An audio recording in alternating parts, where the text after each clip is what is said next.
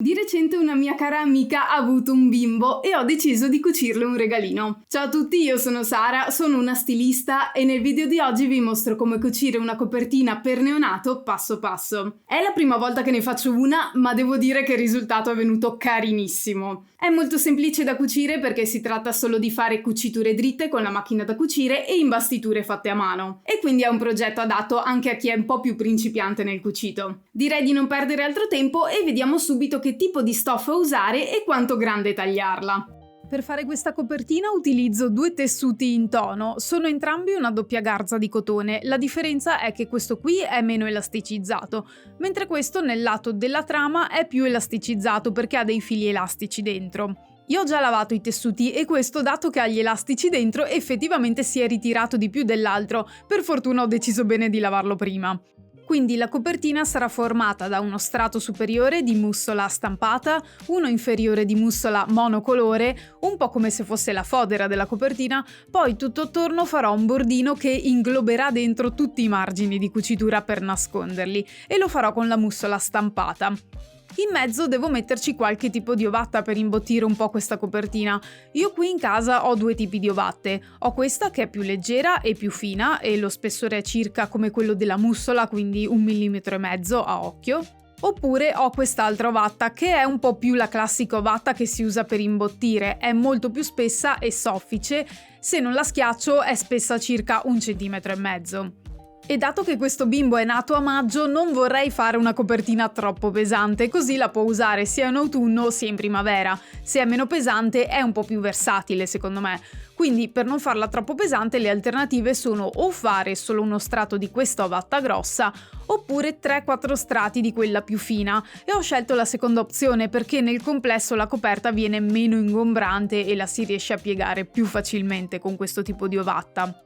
Se voi dovete farne una invernale potete scegliere di fare 2 o 3 strati dell'ovatta più grossa, o se dovete farne una estiva potete fare solo uno strato dell'ovatta leggera. Insomma, questo tutorial è adattabile un po' a tutti i periodi dell'anno, diciamo. Inizio a tagliare la stoffa e parto dalla mussola, quella che si è ristretta di più. La mia copertina sarà lunga 90 cm, per la larghezza volevo farla di 120 cm inizialmente, però dato che questo tessuto lavandolo mi si è stretto molto, ora devo per forza ridurre la larghezza della copertina a 110 cm. Quindi la dimensione finale di questa copertina sarà 90 x 110 cm. Ora, dato che la larghezza del tessuto mi serve tutta, vado solo a tagliare via le due cimose e taglio la stoffa in cima alla lunghezza di 90 cm. Taglio via 1 centimetro anche dal fondo perché ci sono un sacco di filetti volanti e il primo strato inferiore della copertina è tagliato. Anche per la mussola stampata devo misurare 90 cm di lunghezza e 110 di larghezza da cimosa a cimosa.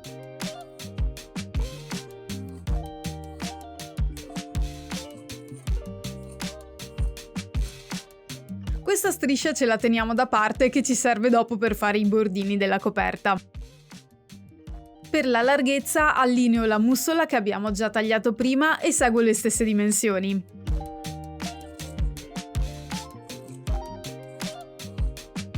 E tengo da parte anche queste due strisce per fare i bordini della coperta dopo. Per tagliare l'ovatta ho preparato 3 strati che taglierò tutti insieme, uno sopra l'altro. Questi sono 2 che qui poi taglierò dove c'è la piega e sotto ce n'è un altro. E sopra ho messo la mussola di riferimento già tagliata. Per prima cosa taglio la larghezza a 110 cm seguendo la forma dello strato di mussola che è già della dimensione giusta. E taglio anche nell'altra dimensione, sia tra i 2 strati piegati sia lo strato sotto.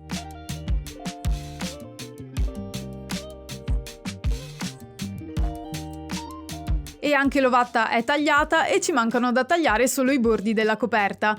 Queste strisce me le faccio larghe 6 cm e vado un po' a occhio, uso come riferimento la mia riga che è larga 5 e ci aggiungo 1 centimetro. Ne devo tagliare 4, 2 lunghe 90 e 2 lunghe 110 cm, più 1 cm di margine di cucitura alla fine delle estremità corte. La larghezza di 6 cm invece comprende già il margine di cucitura. Per questa striscia, che è larga 15 cm, devo ritagliare 2 strisce alte 6 cm e queste sono quelle più lunghe, da 110 cm, e mi conviene piegarlo a metà, così taglio le 2 strisce insieme. Metto la riga al centro e lascio mezzo centimetro sopra e mezzo centimetro sotto e taglio.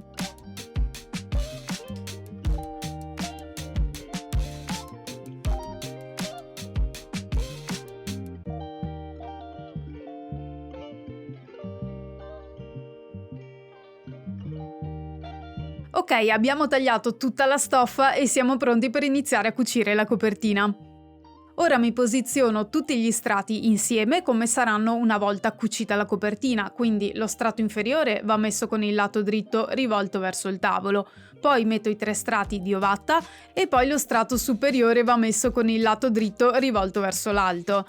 Cerco di allineare i bordi il più possibile e di appiattire bene la stoffa. E ci stiamo preparando a fare il prossimo passaggio, che è tenere fermi insieme tutti questi pezzi, e il metodo migliore per farlo è imbastirli a mano.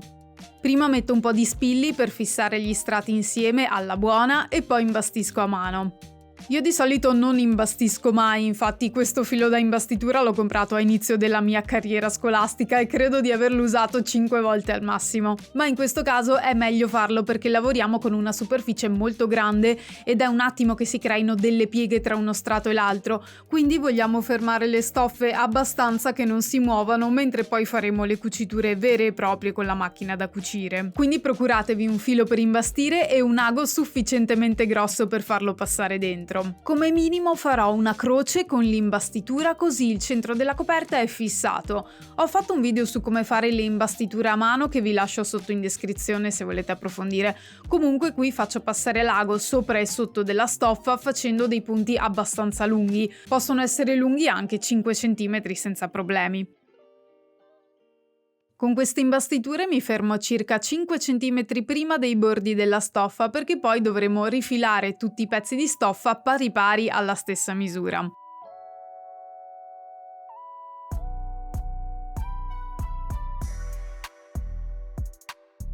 Ho deciso di fare altre imbastiture nel verso più lungo della stoffa, 2 più vicine ai bordi e 2 a metà tra i bordi e quella centrale già fatta. Questo perché poi la copertina sarà trapuntata proprio lungo il verso lungo della stoffa e quindi ora fare qualche altra imbastitura in quel verso mi aiuta a tenere il tessuto più fermo.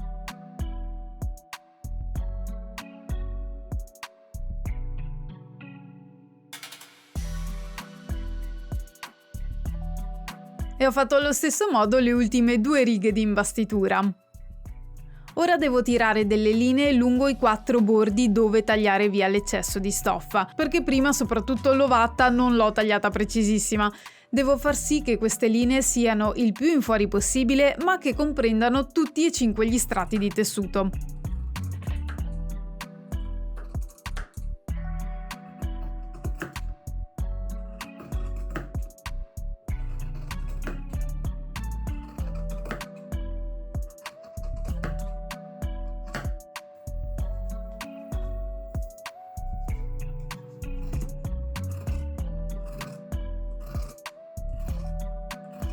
Per gli ultimi 2 lati, visto che il lato opposto è già dritto e tagliato, verifico anche col metro che la misura sia uguale lungo tutta la linea.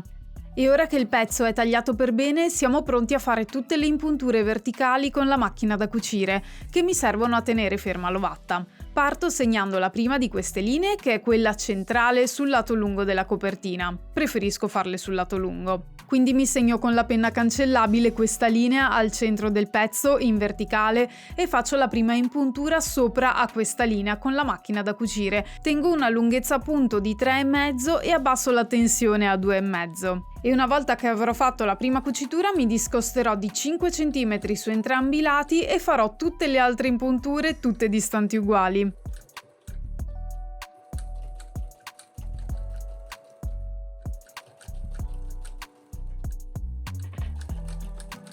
Per fare le altre impunture più precise, ora che ho la prima linea fatta, mi segno con la penna cancellabile tutte le altre a 5 cm di distanza.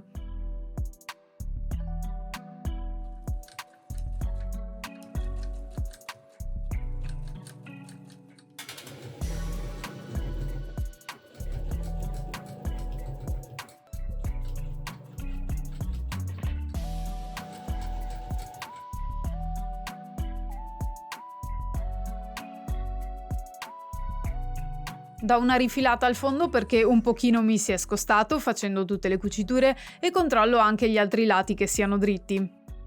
Cosa importante per risparmiare tempo dopo, stiriamo questi nastrini a metà sul lato lungo con il lato dritto in fuori e poi di nuovo a metà. Lo prepariamo già stirato come dovrà essere una volta cucito, diciamo.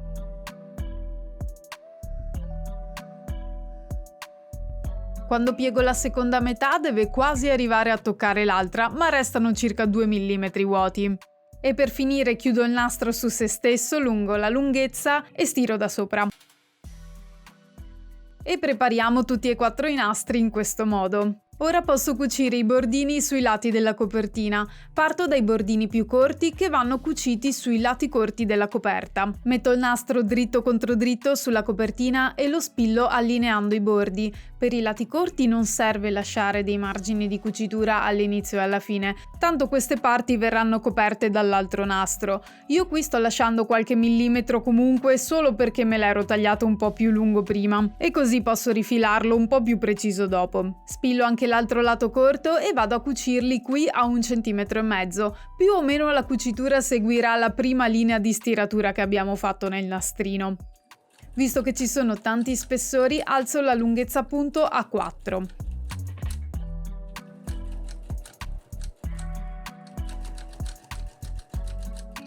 Tagliamo via l'eccesso di stoffa del bordino in modo che resti pari pari alla copertina. Lo rigiriamo attorno ai margini di cucitura in modo da nasconderli e spilliamo il nastrino anche sul rovescio. Ce lo tiriamo in modo da coprire appena questa cucitura, che è quella che abbiamo appena fatto per attaccare il nastrino alla coperta. Prima di spillare però andrei a rifilare un po' questo margine di cucitura che è molto spesso e con questo margine così grosso rischiamo di non riuscire ad arrivare a coprire la cucitura col bordino.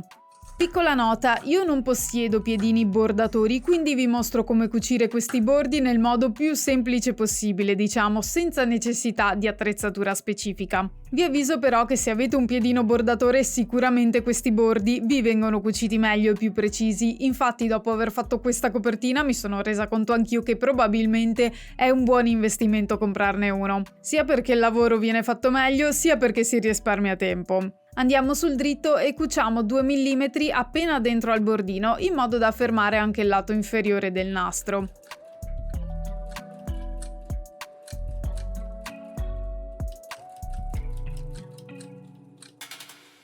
I bordi lunghi più o meno si cuciono allo stesso modo, solo che a differenza di prima devono anche nascondere i margini di cucitura all'inizio e alla fine. Nei due lati dobbiamo lasciare 1 centimetro per parte che rigiriamo già in dentro, già ora prima di fare la prima cucitura, in questo modo poi non ci saranno bordi grezzi a vista.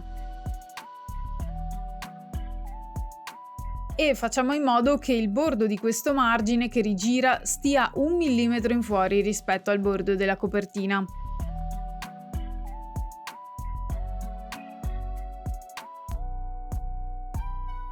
E per il resto è tutto uguale a prima, anche alla fine della cucitura rigiro poi in dentro 1 centimetro di margine.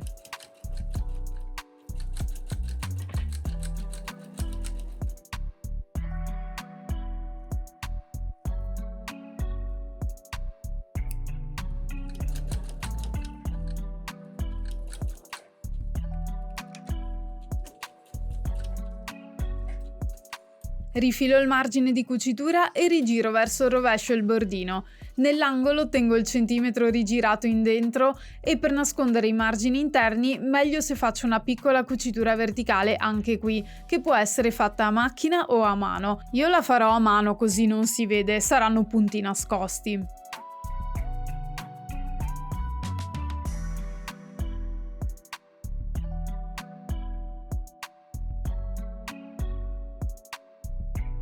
E fermo il bordino cucendo dal dritto 2 mm appena dentro, come prima.